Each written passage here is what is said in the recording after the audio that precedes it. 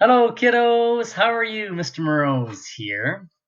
I wanted to read another book to you from one of my new favorite authors, Nicholas Oldland. I don't know if you saw me read a book called Big Bear Hug, but Nicholas Oldland is the author of about 4 or 5 really good books, and another one of my favorites is The Busy Beaver. So I was hoping to read that one to you. The Busy Beaver. Enjoy. There once was a beaver who was so busy that he didn't always think things through.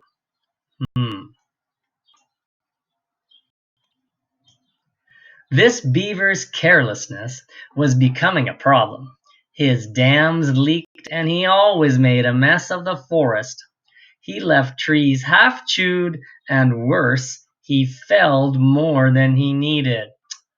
He's knocking a whole bunch down and not using them. The bear's not happy. There's a moose going for a swim.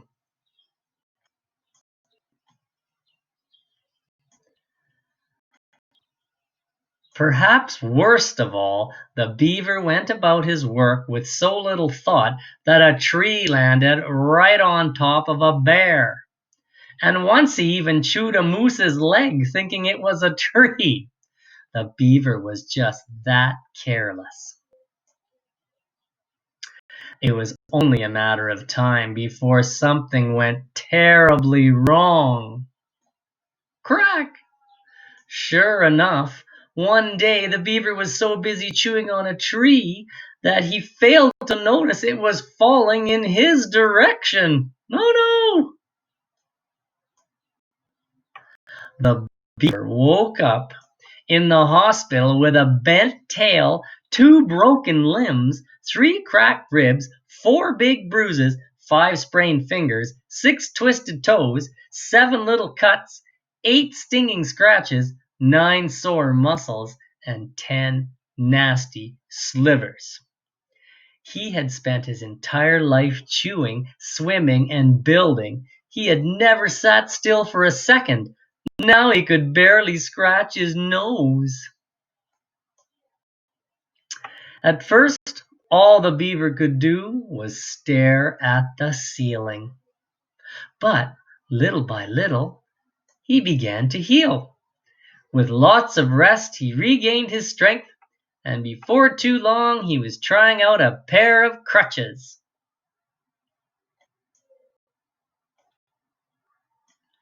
Eventually, the beaver was able to hobble over to the window. This was the first time he noticed his leaky dam, the mess of trees he had left, half chewed, his friends' bandages, and a family of homeless birds. Look at the poor moose has a bandage on his leg, the bear's got a bandage on his head, and the birds are all packing up and they're moving out. The next day, the beaver embarked on a rigorous rehabilitation program.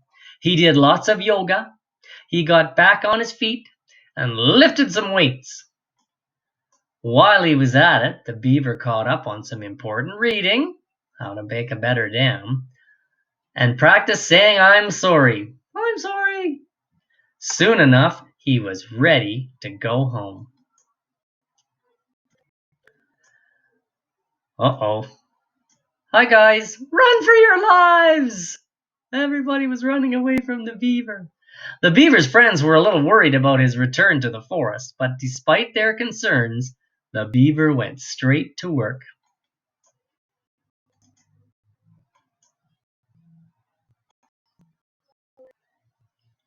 Before the beaver started his first project, he did a full tree inspection, checked to see if there were any animals in harm's way, and carried a frightened caterpillar to safety. Then the beaver went ahead and built the family of homeless birds a new nest. What?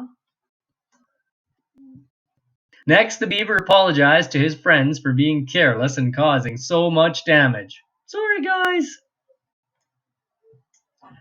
To show that he meant it, he made the bear a vase for his den. Thank you. And he built a canoe for the moose. Apology accepted. The beaver's task was to clean up the mess he had made in the forest. He hauled off the trees he had left half chewed. He used the broken branches to fix his leaky dam and planted saplings to replace the trees he had felled. With the forest back in order, everyone was happier, including the beaver. Look at that moose in his new canoe. And there's a big bear hugging a tree. And there's the beaver building a better dam. His work done, the beaver got to thinking about what he might do next. He came up with lots of ideas as he got ready for bed that night. Maybe he would take a course on dam building.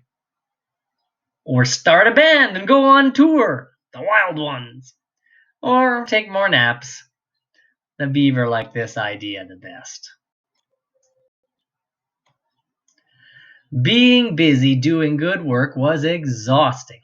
With a yawn, the beaver laid his head down on a soft bed of leaves and fell right to sleep. All that was left for the beaver to do was to dream.